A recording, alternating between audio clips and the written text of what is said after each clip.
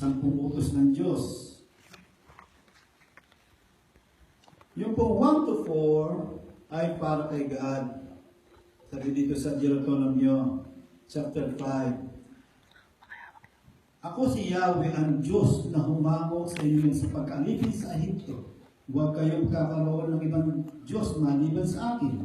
Huwag kayong gagawa ng larawan o namang nasa langit, nasa lupa at nasa dagat upang sambahin. Huwag ninyong silang paglilingkuran o yuyukuran pagkat ako si Yahweh ang mapaninubuhin. Ang kasalanan ng iyong mga magulang ay namumuhi sa akin. Sisingilin ko sa kanilang mga anak. Ngunit papadama ko ang aking pag-ibig ang pagkalinga sa lahat na umiibig sa akin. See? Ano sabi dito? Ngunit ipadarama ko ang aking pag-ibig at pagkalinga sa lahat ng umiibig sa akin. Sumusunod sa aking utos. Huwag ninyo babanggitin ang walang kabuluhan ang usapan ng aking pangalan, tiyak na parusahan ko, gagawin ko. Ipanginoon ninyo ang araw ng pamahinga tulad ng utos ko sa inyo. 6 na araw kayong gagawa ng inyong mga gawain, ngunit sa 7 araw ay para sa akin. So meaning in English, 6 days for you to labor, but 1 day for the Lord. Amen? Iyan po ang utos ni Yahweh sa lahat. 6 days tayo magkatrabaho, pero sa isang araw ay para sa Kanya. So meaning, brothers and sisters, this is the word of God that comes from the mouth of God when Moses is still alive on those times. So these 2 commandments also in the Old Testament. Sabi dito, Deuteronomy chapter 6. Ito ang verse ito ang kautusan at mga tuntunin binigay niya sa akin at siya ninyong susundin sa lupain na inyong sasakupin. Ang mga ito ibinigay ninyo sa kay Yahweh inyong magiging supling.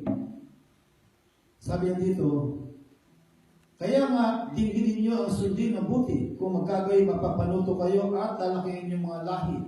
Sa verse 4, dingginin niyo mga estrita, si Yahweh lamang ang Diyos. Ibigin ninyo siya ng buong puso, buong lakas, at buong pag-iisip. Ituro ninyo sa inyong mga anak. So, kaya nga tinuturo natin sa ating mga anak na ibigin natin ang ibigin ng Panginoon. Di ba? Sabi niya dito, brother sister, ituro ninyo sa inyong mga anak, sa loob at labas na inyong tahanan, sa oras ng paggawa ng pamamahinga, sa lahat ng lugar, sa lahat ng panahon. Ipulupot ninyo ito sa inyong mga kamay bilang tanda. Itali ninyo sa noo. Isulat sa lahat sa mga hamba ng inyong pinto. So, yung mga Hebrew, yung mga Israelita, yung 10 Commandments nakalagay doon sa may pinto nila. Nakaroll yun, ako yung nasa Canada. Nakita ko yung 10 Commandments nila, nakaroll, nakatilik doon sa may pinto nila. Kaya, kami sabi dito, ilagay nyo sa inyong hamba. Sa atin naman, in the Philippines, some of our brothers and sisters there, yung panyo ni El Shaddai, nilalagay sa pinto for the protection. Amen? So last time, when, by the way, I've been here 3 years ago. So yung iba, kilala ko. Yung mga bago, nakilala rin ako pagdating. Amen. Ang natitira lang dito 3 years ago. Sino din natitira dito? Sister Sally, ayan ang anak niya. Sister Maribig, Sister Sandy, and then sino pa? Sister Sonia. Ayan. And then all of these people ay pinadala para sa inyo sa lugar na ito. Merong nawawala, merong mabalik. Merong umaalis pala, may pinapadala. Amen? That's why, brothers and sisters, yan ang utos ng Panginoon sa atin. Mahalin natin ang Panginoon ng buong puso, buong lakas, at buong kaluluwa. So, meaning, brothers and sisters, introduction sa atin. Deuteronomy chapter 6 verse 5. Love the Lord your God with all your heart, with all your soul, and with all your strength. Meaning, with all. Meaning, brothers and sisters, I give time for the Lord. Amen. If you give time for the Lord, brothers and sisters, and the Lord will meet your needs. Amen. And in John chapter 14, verse 20 to 24, Jesus replied, anyone who loves me will obey my teaching. My Father will love them, and He will come to them and make our home with them. Anyone who does not love me will not obey my teaching. These words you hear are not my own. They belong to the Father who sent me. So meaning Jesus is talking to us. His word is not His word, but come to the Father, Yahweh El Shaddai. Amen. That's for the sisters. Next. We love because He first loved us. Siya ang unang mahal sa atin. Kailangan din ay mahalin natin siya. Amen. So brothers and sisters, yan ang kaya tayo nandito ngayon. Because we love God. Amen. Ways of loving God. Ito ang dapat natin gawin. How to love God. Tell your seatmate, how to love God. How to love God. If you love somebody, naturally, you can ask him or her, can we go to the McDonald's? I will treat you because I care for you. I love for you. But God, how will you treat God? May McDonald's tayo. And you cannot say God, but you will feel the presence of God. Amen. So God is here. Sabihin sa atin, God is here. God is here. And ways of loving God, brothers and sisters. Number one, put God first in your life. Put God first in our life. If you love God, we must put God first in our life. Amen. By means of prayer. Because you can talk with God anytime, anywhere, even though you have no law. Somebody, if you want to call somebody, if you have no law, you cannot ring them. But God is available 24/7. Amen. So, brothers and sisters, in praying, there's a two way in praying our God. Pray to our God by means of saying what you want. But normally, brothers and sisters, we are praying only one way. Amen. When we pray, you talk to God and after that, peace. Is that right? But, brothers and sisters, in praying to God is two way. You talk, and after you talk, and you listen. Amen. And if you want the presence of God every now, you practice the presence of God every now and then. Give time for prayer. Go to your room and praise and worship God if you want. But if you cannot praise and worship God by means of your mouth, there's a praise and worship song. In your laptop, in your mobile, and then once you pray, praise and worship God, even 5 or 10 minutes, just wait the presence of God in your home. Ilagay mo yung praise and worship mo kay Lord. And then, talk to our God. Because sometimes, brothers and sisters, we are very busy in this world. Busy in school, busy at work, and you have no time to pray two ways. Must we pray two ways? Go to your room, praise and worship with your mobile. There's a praise and worship there or your laptop. And sit down and relax. Sometimes we worry too much. We worry of so many things in this life. But if you pray to God and listen to His word, worries will be gone. Amen.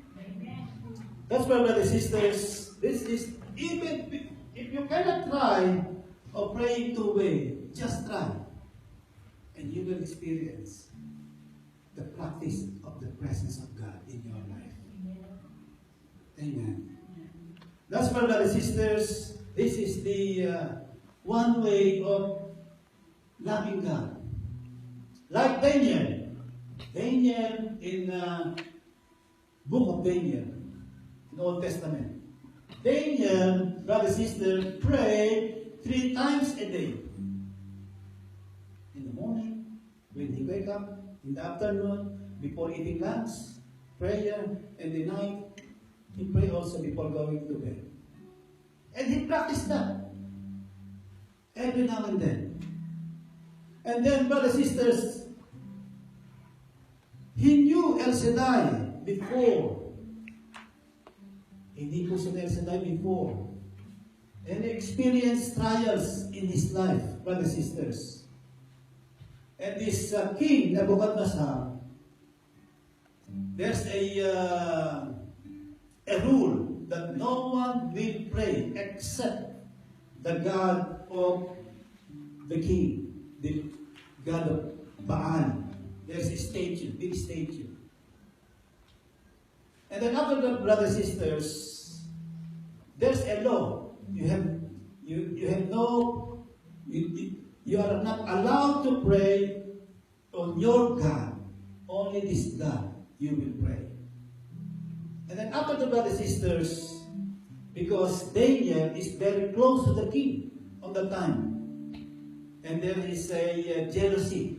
Because, even now there's a jealousy. Amen. But on those days, someone was jealous to Daniel because close to the king. And then after the brothers and sisters, even though this king got the sign not to pray, but Daniel is still praying to Yahweh El Shaddai.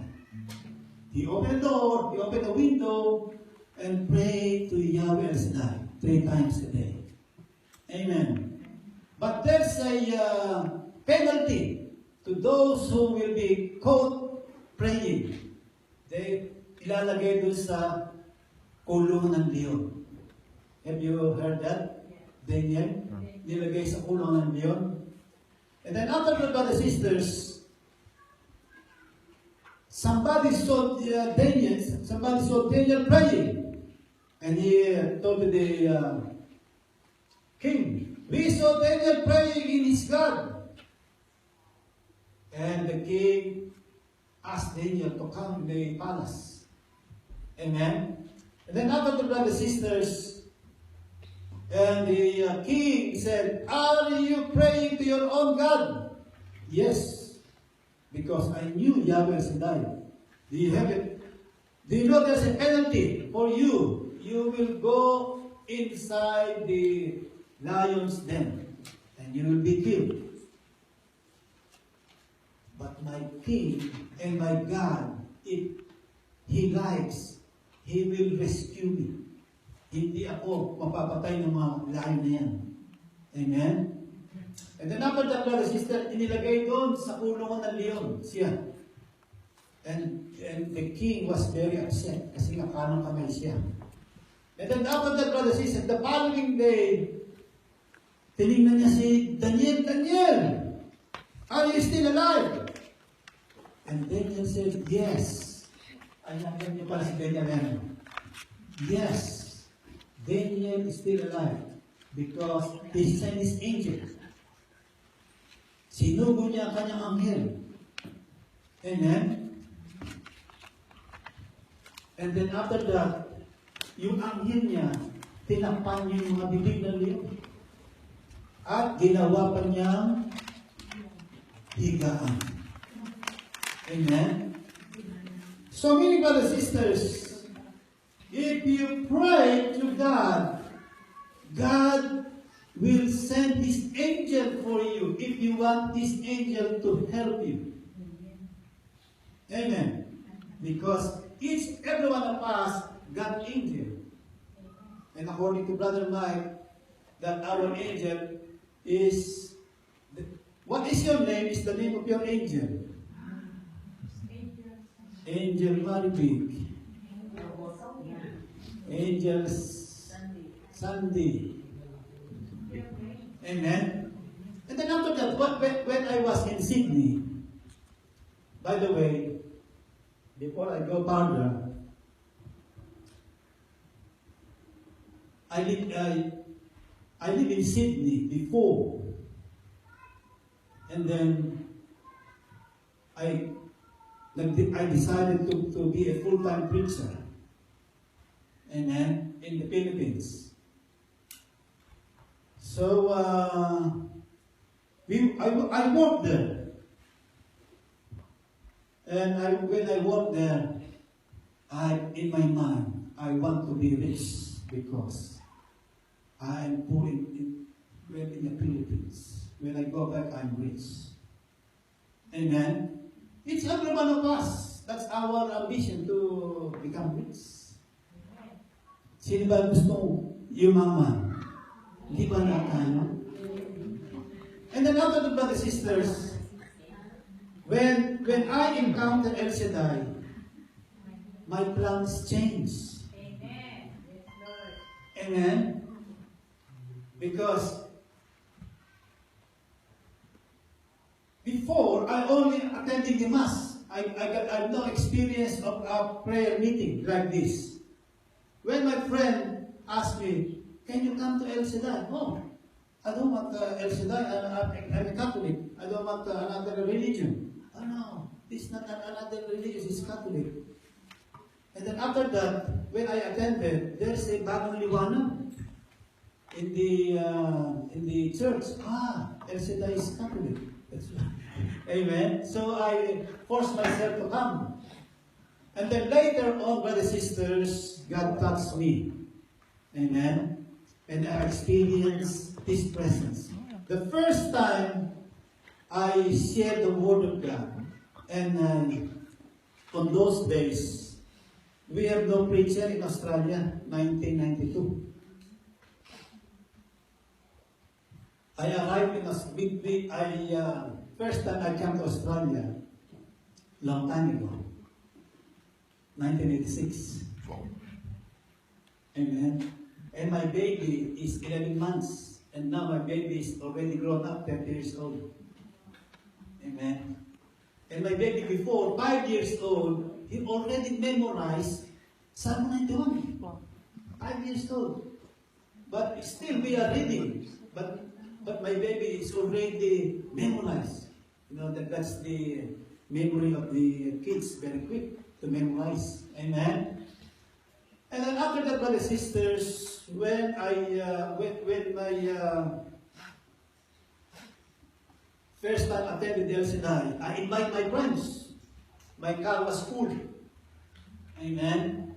And then after that, there's in the prayer meeting, there's a name tag in order to know each other. And my friend said, I don't want to name tag. I'm only a visitor here. I don't want to be permanent here. Okay, don't force her. Amen.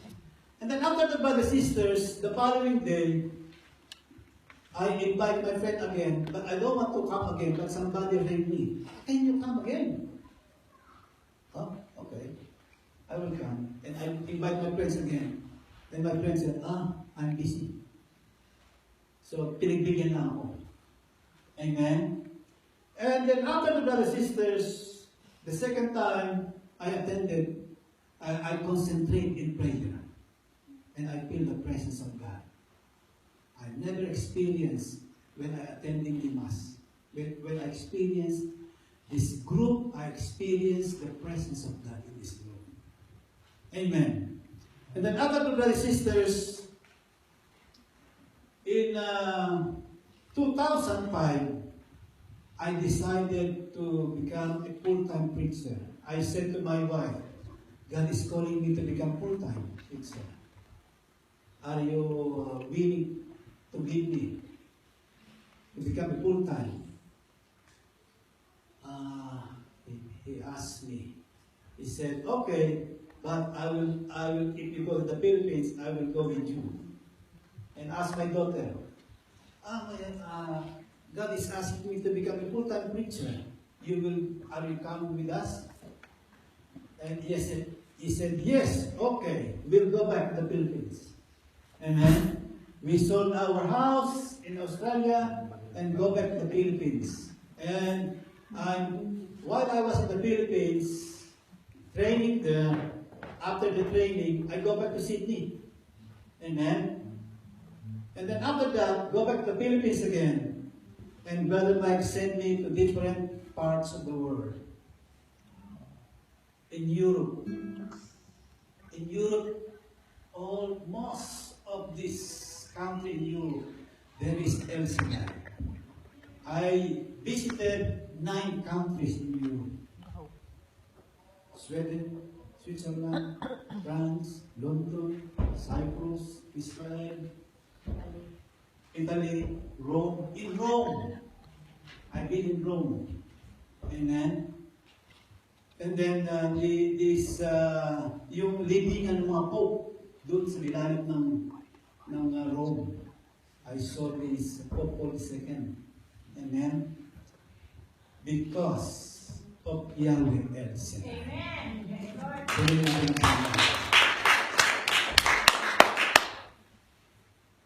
The first time I doing outreach in the Philippines. In the Philippines, the prayer meeting is 6 to 9. Amen. And then after that, I went to this.